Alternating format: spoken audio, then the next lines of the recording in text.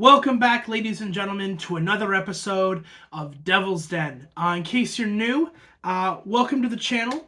We are going over each and every single one of the New Jersey Devils games for the 2022-2023 season. So if you're new, please like, share, and subscribe. This channel continues to grow every single day, and I want to give a big shout out to everyone who has already subscribed. Thank you so much for the support, and the videos will continue to flow. So let's talk about tonight's game. The New Jersey Devils win 3-2 against the Philadelphia Flyers, coming off a loss, which is a little bit weird for me to say, a loss to the Nashville Predators 4-3 in overtime on Thursday. Today's Saturday? Yeah, on Thursday night. So Devils win, yay. We had 2 points in the last 2 games. We had a potential to get 4 points. We got 3. We did lose in overtime to Nashville, and we will be talking about that game after I talk about this game with the Philadelphia Flyers. So let's take a look at this game. I have a couple of things that I kind of want to talk about today between how this team is going and kind of some patterns that I'm seeing that are kind of developing over the next couple of games. So we have had some injuries. John Marino did get injured with an upper body injury, not tonight, but a couple days ago. He was back for the Nashville game, so it's always a plus, always a good thing. Like I said, we did win 3-2. Now, if my computer will actually work, I'd like to actually see the game. Come on. You can... oh, there it is. Okay.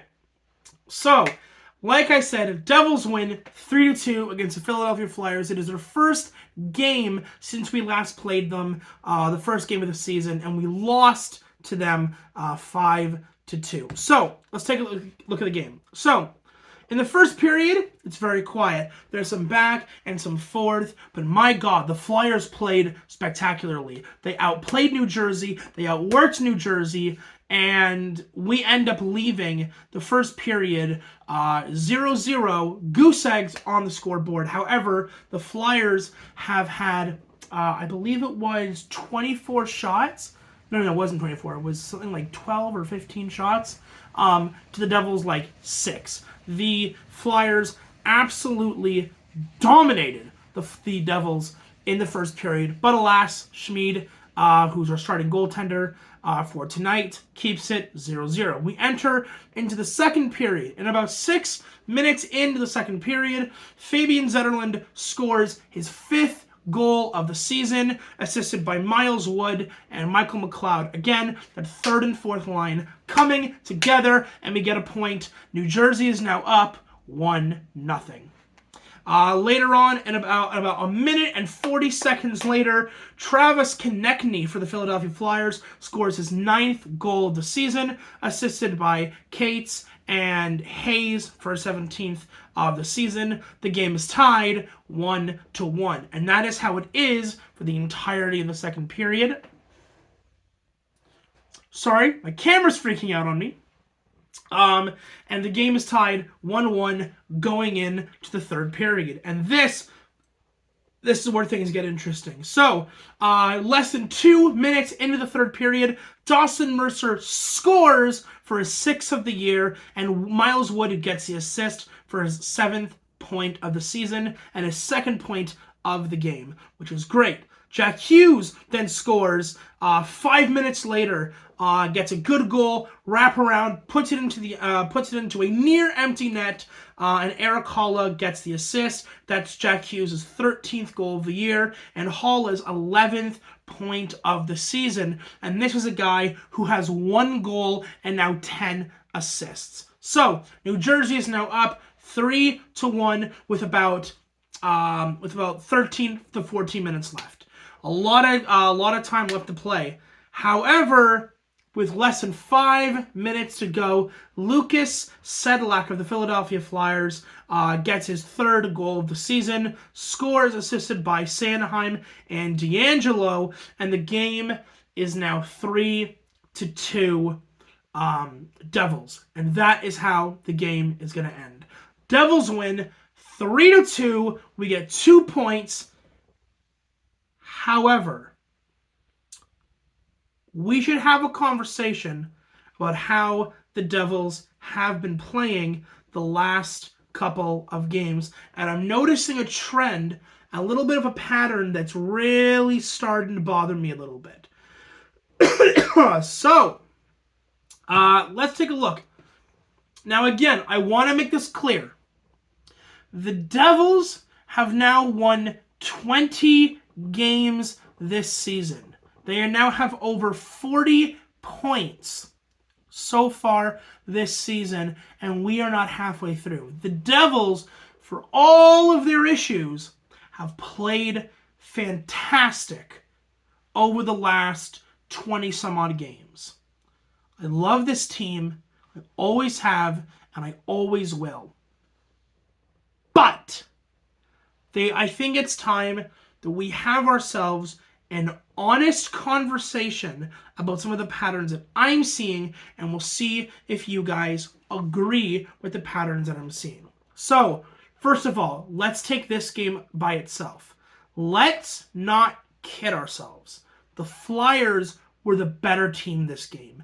They outworked us. They outplayed us. They wanted it more. They played harder. And we just managed to get out of the game, scraping away 2 points. The Flyers outshot us tonight. They outhit us tonight. They did everything they could to take away 2 points from the team. We got it done, but barely. And I think that tonight's game is a microcosm of a bigger issue that I'm starting to see with the team. Again, for those in the back, I am not saying the Devils do not play well. They have played amazing hockey that no one ever expected them to play. But I think this needs to be said. So, first of all, in my opinion, this team is beginning to play sloppy hockey, and it feels like we're shifting away from those good habits that we started off at the beginning of the season, and it feels like they're slowly starting to wither away a little bit. Okay? So, if we look at the last 5 games alone and compare it to the first 5 games of the season, again, 2 of those games were losses, but I want to draw your attention to something. In the last 5 games, the Devils have allowed an average of 33 shots against per game on average. Okay? Now, some of you may be thinking, well, that's not a whole lot. Wait till I compare it to this. In the first 5 games of the season, including the first 2 games in the season where we had 10 goals scored against, we were only allowing 21 shots against per game on average. So in the beginning, we were only allowing 21. Now, we are allowing 33 shots against per game. And I know what people are going to say. Well, as we start going into the season, they're going to get tired. They're going to get weary. They're not going to be able to keep that physical play, that defensive play from the beginning of the season all the way through to the end. The only issue is we are only a quarter of the way through the season. And I do not want to see these bad habits piling on now when we still have 75% of the season left to play. So, on another note, the defense, in my opinion, does not look the same as it used to during the beginning of the season and even during the high points of the streak that we were on. Okay? So it seems that we are playing less aggressively, and instead of setting the tone for the way the game is played, we seem to be trying to catch up to the tone that the other team is setting. And I don't like that as a viewer, as a watcher, as someone who tries to watch the game. And I understand that this might sound like armchair coaching or armchair GMing, but I feel like we haven't been playing the same way we have at the really great points of the season. So, here is my evidence, and we're just going to look at the last 2 games themselves. Here's my evidence for the claims I'm making. So, the second goal by the Philadelphia Flyers tonight is a result of a screen in front of Schmid, who did play well, where Siegenthaler, who's in front of the net with the Philadelphia Flyer player in front of Schmid, doesn't clear his man. Instead, he waits for the puck to go into the back of the net and then tries to sneak a cross-check in like he was trying to clear him to begin with. Go back, watch the second Flyers goal. I promise you will do the same thing as I did. Siegenthaler just kind of and don't get me wrong, I love Siegenthaler. You can go back and look at the past 2 or 3 videos. I have praised him nonstop. In my opinion, he should be up for the Norris. But in this game, he did not play well. He did not clear his man in front of Schmid, and because of that, he screened, he cannot see the puck, and the puck ends up in the back of the net with 5 minutes left and all of the momentum going to the Flyers with a 1-goal deficit. Okay? Nashville game. Let's take a look at the Nashville game.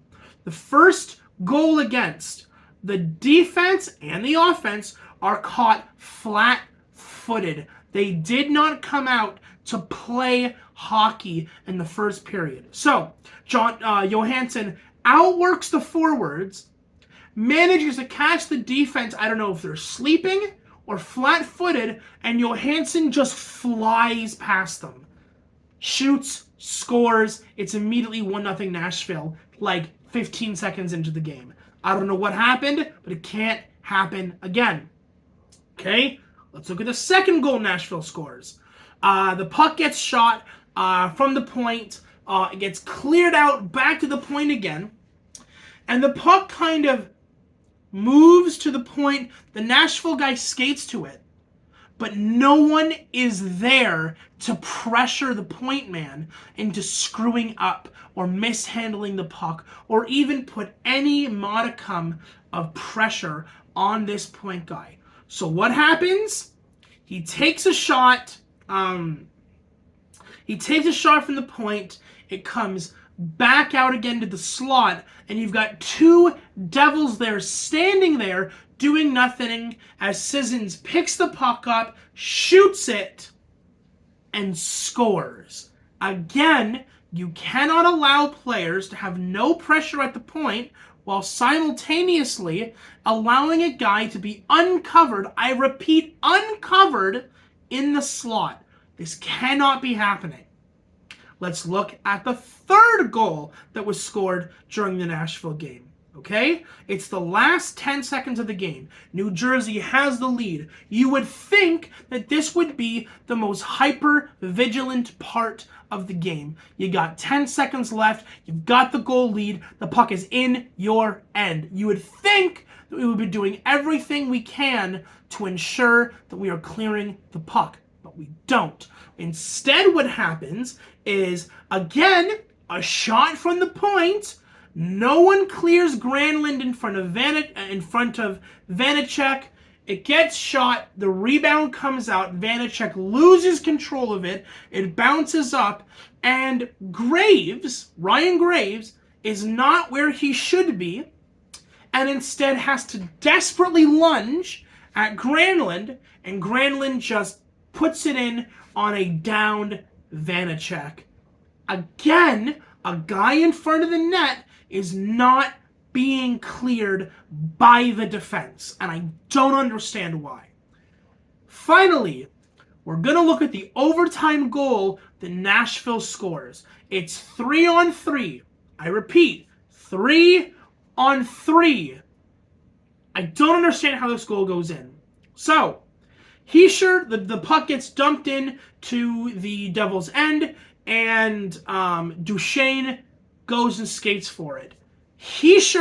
Sharangovich, and Hamilton, all three Devils players on the ice, go up against Duchesne, who outworks them Duchesne comes up with the puck with Heischer, Hamilton, and Sharon Govich on him, outworks all three of them, puts a nice little backhand pass to Johansson, who was left completely alone with no one anywhere close to him, in the slot, shoots, scores, Predators win it in overtime.